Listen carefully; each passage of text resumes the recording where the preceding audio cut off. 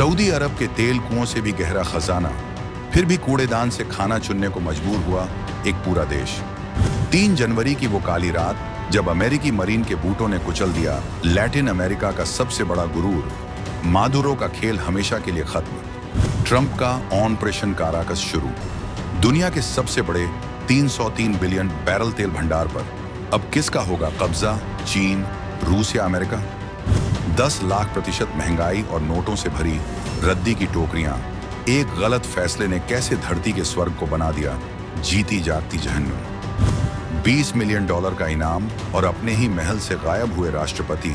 CIA के इस ghost mission की इनसाइड स्टोरी आपके होश उड़ा देगी। साल 2026 का सूरज अभी ठीक से लैटिन अमेरिका के जंगलों पर अपनी रोशनी बिखेर भी नहीं पाया था कि 3 जनवरी की रात एक ऐसी खबर ने पूरी दुनिया के जियोपॉलिटिकल नक्शे पर भूकंप ला दिया। जब आप और हम अपने घरों में गहरी नींद में थे, 7 समंदर पार एक ऐसा ऑपरेशन अंजाम दिया जा रहा था जो हॉलीवुड की सबसे बड़ी एक्शन फिल्मों को भी फीका कर दे। निशाना था दुनिया का वो देश जिसके पैरों के नीचे सोने चांदी से भी कीमती काला सोना, यानी दुनिया का सबसे बड़ा तेल भंडार बहता है।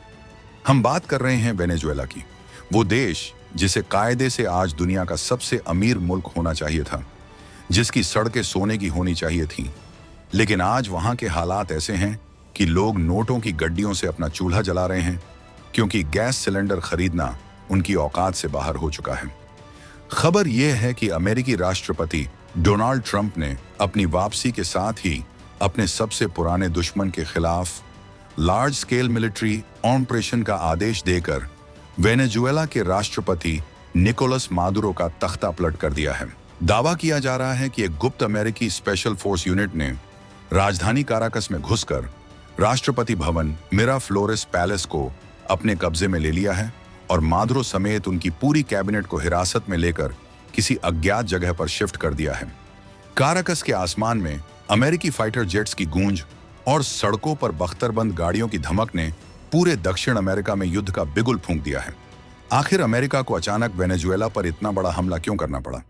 क्या यह लड़ाई सिर्फ लोकतंत्र बचाने की है या फिर असली नजर उस 303 बिलियन बैरल तेल के खजाने पर है जिसे चीन और रूस अपनी तिजोरी में भरना चाहते थे? एक देश जो कभी दक्षिण अमेरिका का दुबई बनने वाला था, वो आज शमशान कैसे बन गया? हम आपको बताएंगे इस धमाकेदार खबर और वेनेजुएला की बर्बादी की एक एक परत। तो बने रहिएगा वीडियो पर और इस संबंध में आपके जो भी विचार हों कमेंट में लिखकर जरूर बताइएगा। 3 जनवरी की रात, ऑपरेशन जस्टिस या तेल की लूट। सबसे पहले समझते हैं उस रात की कहानी जिसने इतिहास बदल दिया। 3 जनवरी 2026 को अमेरिकी सेना की दक्षिणी कमान ने फ्लोरिडा के अपने बेस से एक ऐसे मिशन को लॉन्च किया जिसकी तैयारी शायद महीनों से चल रही थी। रडार को चकमा देने वाले स्टील्थ हेलीकॉप्टर्स और ड्रोन के साये में अमेरिकी मरीन कमांडो वेनेजुएला की सीमा में दाखिल हुए। उनका मकसद साफ था, सिर को काट देना, यानी नेतृत्व को खत्म करना।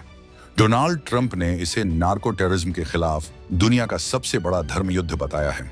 उनका कहना है कि निकोलस मादुरो अब राष्ट्रपति नहीं बल्कि एक ड्रग कार्टेल के सरगना बन चुके थे जो अमेरिका में कोकीन की नदियां बहा रहे थे। अमेरिका ने मादुरो की गिरफ्तारी पर 15 नहीं, पूरे $20 मिलियन, करीब 160 करोड़ रुपए का इनाम रखा था। लेकिन क्या सच में वजह सिर्फ ड्रग्स थी? रक्षा विशेषज्ञ मानते हैं कि यह टाइमिंग का खेल है। वेनेजुएला हाल के दिनों में रूस और चीन की गोद में जाकर बैठ गया था। खबरें थीं कि रूस अपनी परमाणु क्षमता वाले बम वर्षक विमान वेनेजुएला में तैनात कर रहा है और चीन वहां के तेल कुओं को गिरवी रखकर अपना नौसैनिक अड्डा बनाने की फिराक में है। अमेरिका के लिए यह उसकी लक्ष्मण रेखा, मोनरो डॉक्ट्रिन का उल्लंघन था।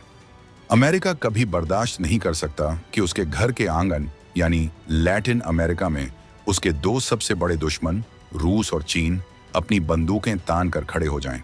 इसलिए इससे पहले कि रूस वहां अपनी जड़ें जमाता, ट्रंप ने पूरा तख्ता ही पलट दिया। यह हमला मादुरो पर कम और पुतिन जिनपिंग की जुगलबंदी पर ज्यादा था। कुदरत का सबसे बड़ा मजाक, अमीर धरती, गरीब लोग। अब जरा इस कहानी के फ्लैशबैक में चलते हैं और उस विरोधाभास को समझते हैं जो किसी की भी समझ से परे है।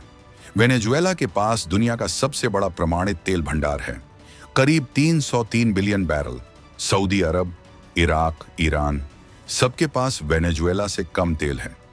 दुनिया के कुल तेल का लगभग 20% हिस्सा अकेले इस एक देश के पास है। 1970 के दशक में वेनेजुएला लैटिन अमेरिका का सबसे अमीर देश था। लोग छुट्टियां मनाने पेरिस और मियामी जाते थे। वहां की करेंसी लैटिन अमेरिका की सबसे मजबूत करेंसी थी। लेकिन आज वहां के लोग कचरे के ढेर में सड़ा हुआ मांस और फल ढूंढते हुए नजर आते हैं। अस्पतालों में दवाइयां नहीं हैं, बिजली हफ्तों तक गायब रहती है और पानी सोने के भाव बिक रहा है। आखिर यह नौबत आई कैसे? इसे अर्थशास्त्र की भाषा में कहते हैं संसाधन का श्राप, रिसोर्स कर्स या डच डिजीज। वेनेजुएला ने अपनी जिंदगी की सबसे बड़ी गलती यह की कि उसने अपनी पूरी अर्थव्यवस्था का जुआ सिर्फ एक ही पत्ते पर खेला और वो था तेल। देश की 95% विदेशी कमाई सिर्फ तेल बेचने से आती थी। जब पैसा बरस रहा था तो वहां की सरकारों ने खेती बंद कर दी, फैक्ट्रियां बंद कर दी, क्योंकि उन्हें लगा कि मेहनत क्यों करनी जब जमीन से पैसा निकल रहा है। सुई से लेकर हवाई जहाज तक, गेहूं से लेकर दवाई तक, सब कुछ बाहर से मंगाया जाने लगा। वेनेजुएला एक ऐसा अमीर बिगड़ा हुआ बच्चा बन गया जो खुद कुछ पैदा नहीं करता था, बस पिता की दौलत उड़ता था। चावेज से मादुरो तक बर्बादी का रोड मैप। इस बर्बादी की नींव रखी गई थी सोशलिज्म के नाम पर। पूर्व राष्ट्रपति ह्यूगो चावेज और उनके बाद निकोलस मादुरो ने जनता को लुभाने के लिए खजाना खोल दिया। पेट्रोल लगभग मुफ्त कर दिया गया, पानी से भी सस्ता, बिजली मुफ्त, घर मुफ्त। सुनने में यह सब बहुत अच्छा लगता है, लेकिन इसका अंजाम बहुत भयानक हुआ। इन मुफ्त की योजनाओं को चलाने के लिए पैसा चाहिए था जो सिर्फ तेल से आ रहा था। लेकिन फिर उन्होंने दूसरी गलती की, सोने का अंडा देने वाली मुर्गी को ही मार दिया।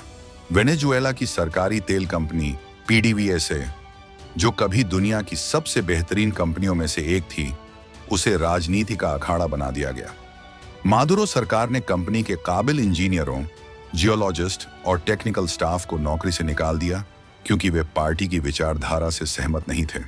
उनकी जगह भर्ती किए गए पार्टी के वफादार कार्यकर्ता, जिन्हें तेल निकालने का भी नहीं पता था। नतीजा यह हुआ कि मशीनें खराब होने लगीं, रिफाइनरियां जंग खाने लगीं और पाइपलाइनों में धमाके होने लगे। वेनेजुएला का तेल बहुत गाढ़ा, हेवी क्रूड है। यह किसी तारकोल जैसा होता है। इसे जमीन से निकालने और रिफाइन करने के लिए बहुत हाई टेक्नोलॉजी और खास तरह के केमिकल डिल्यूएंट्स की जरूरत होती है। जब तक काबिल लोग थे, काम चल रहा था, लेकिन उनके जाते ही उत्पादन धड़ाम से गिर गया। 10 लाख % महंगाई का खौफनाक मंजर। और फिर आया 2014 का साल, जब अंतर्राष्ट्रीय बाजार में कच्चे तेल की कीमतें अचानक गिर गईं। वेनेजुएला के लिए यह मौत का फरमान था। आमदनी हो गई अठन्नी और खर्चा था रुपया। सरकार के पास डॉलर खत्म हो गए, बाहर से सामान मंगाना बंद हो गया, दुकानों के रैक खाली हो गए।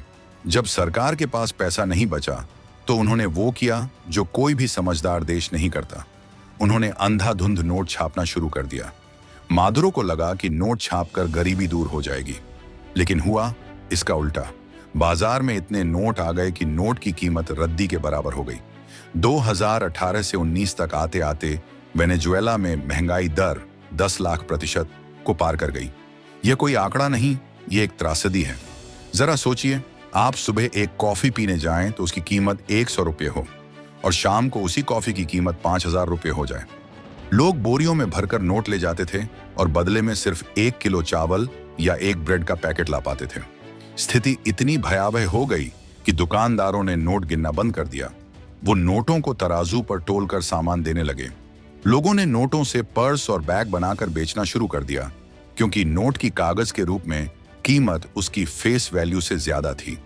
इसे कहते हैं हाइपर इन्फ्लेशन, जिसने वेनेजुएला की रीढ़ तोड़ दी। भूख, पलायन और मादुरो डाइट।